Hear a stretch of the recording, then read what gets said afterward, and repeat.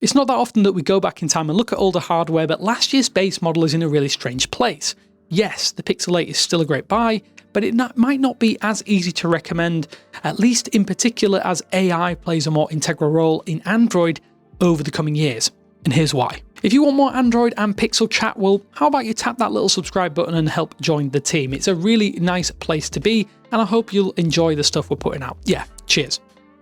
So we all know that the idea of a base model is nothing new. It exists practically in every single industry, from cars to smartphones, laptops, everything else in between, and having an entry-level version of your phone is a great way to get people to upgrade or to use it as a de facto sales pitch for that bigger, better phone. And back in 2023, the idea that the Pixel 8 would become a tough sell due to factors beyond the scope of that core offering, I think felt a little bit odd, or at least seems odd in hindsight.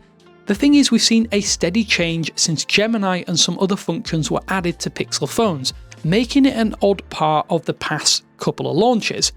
At least Google consistently said the Pixel 8 wouldn't get some things right at launch. By default, at least technically, there is no Zoom Enhance, no Gemini Nano, Summarize for that recorder application, next-gen Magic Eraser, improved Smart Reply in Gboard, and a few other little things that bubble under the surface of the phone. All of that was sold as exclusive to the Pixel 8 Pro back when those devices were first unveiled.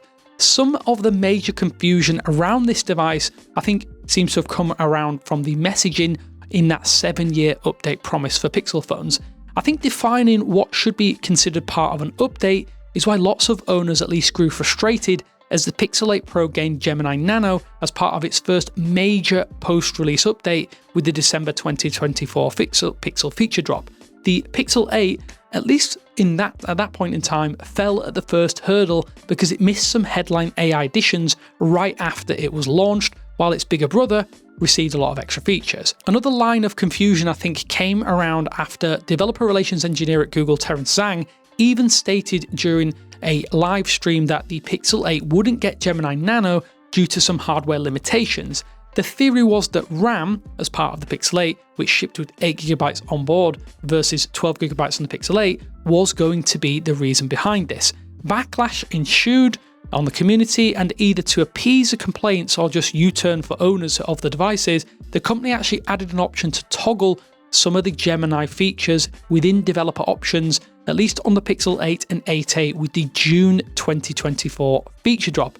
You'll have to seek it out and enable AI Core, at least in the developer area of your phone, but this was never enabled by default like it was on the Pixel 8 Pro and even the Pixel 9 series, which released last year, as you may well know. Credit where it's due, Google addressed some complaints that a lot of people had and at least added the option to enable Gemini Nano, despite some internal suggestions that the hardware wasn't even capable enough. The thing is, it's now almost been a year since those complaints and the updates rolled out, and a lot of the issues have died down, but there's nothing for you to worry about. Well, the short answer is sort of. Google set a precedent by enabling something that was said not to be possible due to hardware limitations. Whether or not that was a company-wide policy or a company-wide theory remains to be seen. It does also mean that the company consciously decided at least to limit the phone right out the box, or keep certain AI tasks as a pro-tier option only.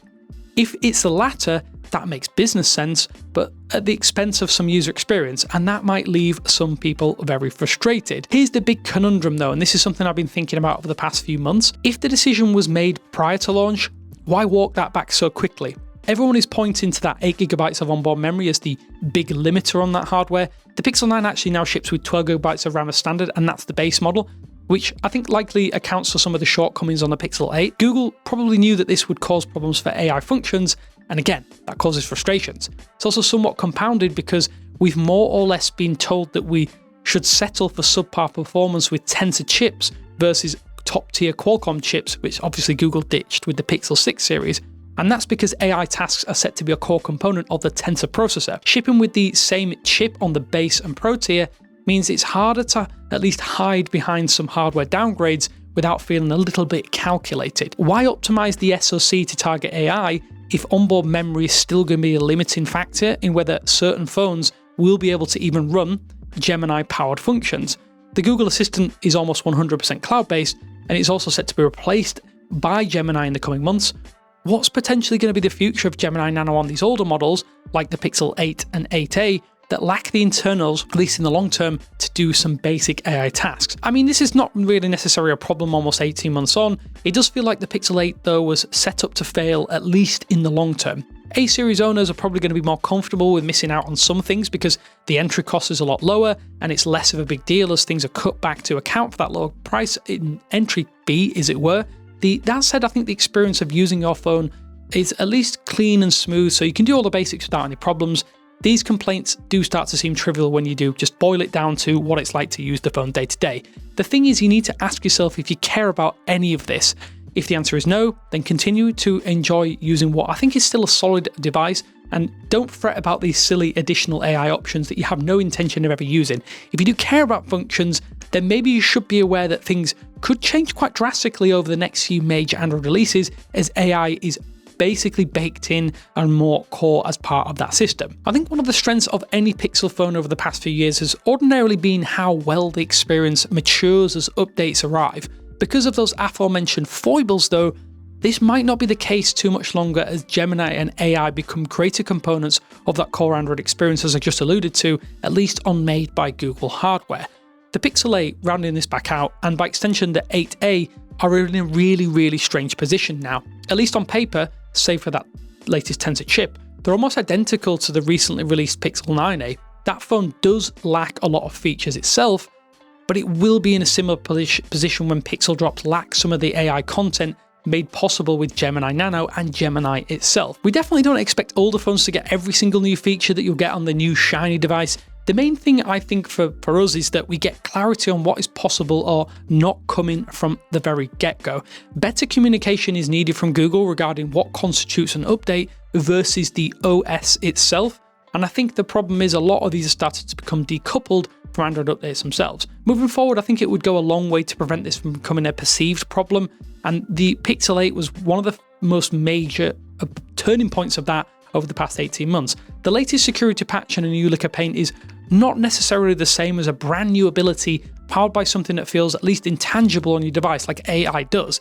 It's just a shame that the Pixel 8 feels a bit like the first casualty, as Gemini and AI features will be probably where the big changes are made to our favourite phone series moving forward and as updates progress. I want to ask you though, what do you reckon? Do you think that Gemini and all of those features are really important to what Google is doing? Do they make a lot of difference to you when you're going to potentially buy a phone? I think it's just the marketing around this is a really confusing concept, and I think it would be great to see Google really clarify what they're going to do with these phones and other phones moving forward, particularly the base model, as it's always that entry tier and entry point for a lot of people out there, as they do get discounts pretty shortly after launch. Yeah, let me know what you think. Let's get chatting down in the comment sections below. Hopefully you've enjoyed this. It's been a little bit of a look at a device that ordinarily we would have just glossed over and it's just mentioned from time to time. Yeah, if you're a Pixel 8 owner, tell me what you think. What's your experiences? Thanks for watching though, and I will speak to you later.